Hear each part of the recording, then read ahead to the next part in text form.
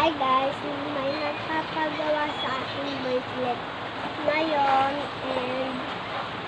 and gagawin ko naman kasi request nila sa akin bubuksan ko ng tali.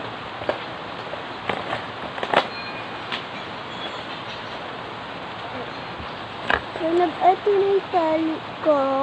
Ito guys, yung tali ko, yung gagamitin ko.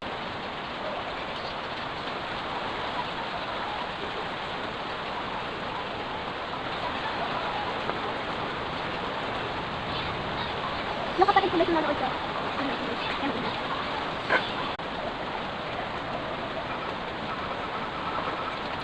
Guys, tapos na ginawa ko at tinali ko na. Suot ko na ginawa kong bracelet. Tansa guys, tinali ko na. Tapos